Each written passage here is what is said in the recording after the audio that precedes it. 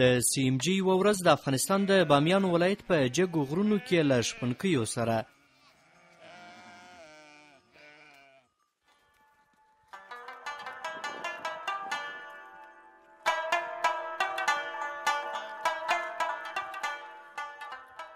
دا ځل په بامیانو ولایت کې سی ام جي یوه مکمله ورځ له شپونکیو سره تیروي.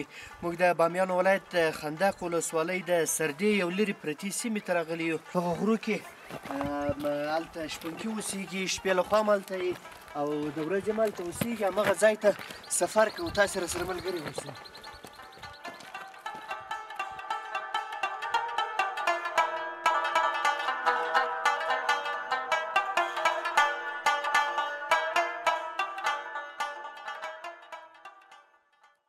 بالاخره له ډېر اوږده سفر وروسته هغه ځای ته رسېږو چېرته چې شپونکي اوسېږي او دلته خپل مالونه یا حیوانات څروي. دلته مخکې مو یو شپونکی ولاړ ده، ورځو له ده سره خبرې کوو. خوب هستی؟ بخیر هستی؟ قرار است؟ خوب هستی؟ قرار است. تشکر، زنده باشی. چطور هستی؟ جور هستی؟ بخیر باشی. تشکر. چه رقم است؟ شکر است دیگه، میگذره. اینه کو است، سرد است برادر. اینم مصروف این مال و حال این گفا هستیم. چه رقم است؟ خشکسالی است؟ چطور است؟ خشکسالی خو هست، اما این حیوانات چیز نمیافرینه، اینطور بدبخت است. د بامیانو ولایت په دغه غرونو کې ډیری شپونکي د ژمي او پسرلي په دواړو موسمونو کې ژوند کوي او دلته خپل مالونه څروي.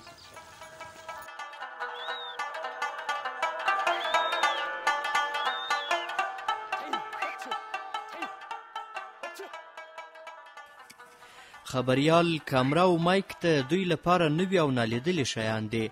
په یوه جالبه جمله کې وایي تل په دې اړه فکر کوي چې په راډیو کې به خبریال څنګه خبرې کوي او چیرته به ناست وي. چه رقم است چوپانی سخت است؟ والا چوپانی خب بیادر دیگه، اینمی کسبی آخرین کسبی بدترین اینمی چوپانی است دیگه. خود دیگه کدام یکی سخت است. خب اینه در کو برادر بین برف و برادر سرد و سخت نیست. ای چطوره دیگه؟ والا دیگه چوپانی دیگه خاطرات نداره. دی کوپند است دیگه. این چی خاطرات داره؟ حیوانات خود مصروف این حیوانات است دیگه. حیوانات دیگه وحشی میای؟ خب باز حالی بیخی یکی زمستان شد، باز حیوانات وحشی خب خیلی باز مزاحم مال میشه و مزاحم حتی خودت گیر کنه جانت به خطر هست دیگه. دوی د خپل ځان لپاره خواړه په همدې ځای کې په خپله چمتو کوي. چای پرت چای پرت میکنیم علی صاحب. چه رقم جور کردی؟ گرم میباشه بس. اینجا باز ما فعلا جور نشده سعی درست. اینجا چوب میریم، اینجا تردوانی میکنیم، اینجا درست میپشانیم که برف مرف در داخل باید نه. باز در اینجا یک بوجی کش میکنیم که بیخی باد بیانه برف یا هیچ کدام شد. آره چند نفر اینجا خواب میشه؟ اینجا دو نفر خواب میشه. باز گرم میباشه؟ ها اینجا آتیش میشه، اینجا سوق زیاد میشه، چلمه قلم میکنیم، پرده میشه دیگه. یک روز دیگه روز چوپانی دیگه. په افغاني کلتور کې چوپانی یا شپانتوب ډیر مقدس او د قدر وړ کار بلل کیږي او دغه راز ټول وګړي پر شپونکیو خپله مهرباني کوي.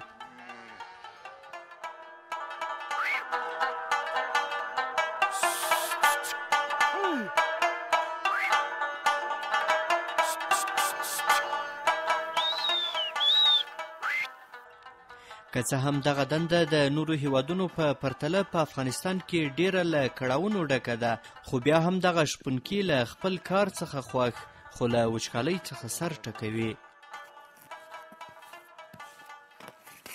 برای مال جور کردیم که شب بسیار یخه، ایره زدیم که هوا داخل تیر نکنه. مال تو بسیار گرم خوشه، بسیار جای گرم اساس.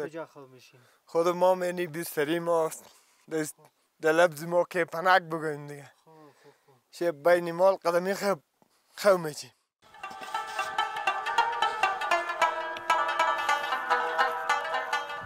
والا خوشحالي هست دیگه. وچکالي ډیره زیاته ده. سږ کال بده ورځ ده. ډیر زیان را رسولی دی. مال مو د خوراک لپاره په دښتو او غرونو کې د وچکالي له کبله هیڅ هم نه لري. پخوا ښه و، وچکالي دومره زیاته نه وه لکه اوس. دوی وایي سږکال یې وچکالۍ پر مالونو باندې بدې اغېزې کړې او ډیر وږي دي.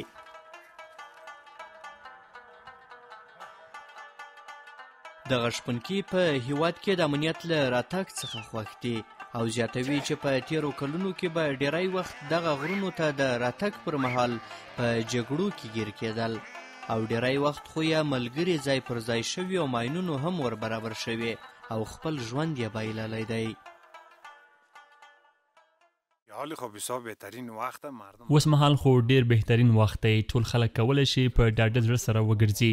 داسې وخت هم و چې موږ به کله مالونه څرول د ترکستان او نورو طرفونو لور ته.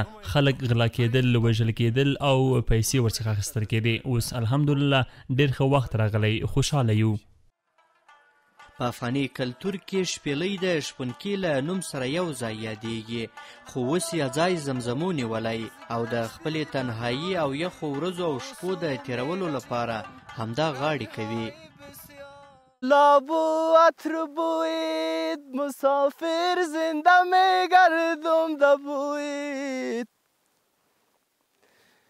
اگر صد گل بیاید با کنارم برابر کی کنم ده تاری موی تو کی تاگی با زمین ریشه داری ما کی خوراک زنبورم چی آسیر. احسان الله کریمی، CMG، د بامیان ولایت د خندق ولسوالۍ د سردې دره.